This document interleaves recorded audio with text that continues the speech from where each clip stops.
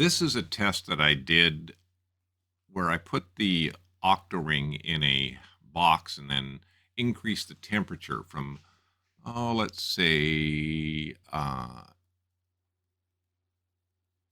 80 to 130 degrees Fahrenheit.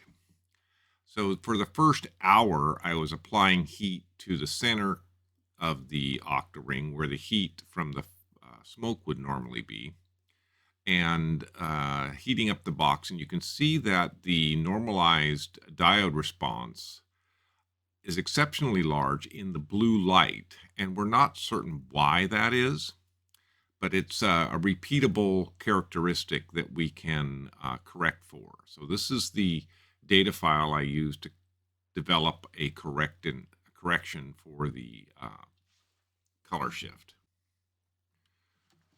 So during the hotbox testing, I was also measuring opacity. And based on this, when you heat the octoring up, it does not impact the opacity or the incident light striking the sensor, at least not very much. It creates a little noise in the systems. So for the first hour, we have an initial spike of 1%. And that could be just blowing the dust off parts of the device. Anyway, it drops right down to a -2 and just kind of hangs at -0.2% the rest of the 2 hours. So I'm going to say that opacity is not impacted by the color shift or by the heating of the sensor. And it is rather stable when the sensor warms up. So I used this graph to help me determine a correction factor. We have the sensor temperature, which starts out at roughly 70 degrees. It goes up to 130 and then comes back down. We have the change in color of the sensor that follows the temperature rise, and then it doesn't follow it quite the same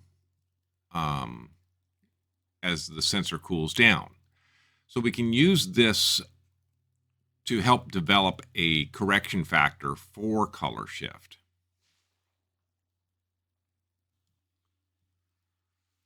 So during my work in trying to come up with a correction factor, I used the offset in temperature, applied a factor, and this is the result on the graph we just saw.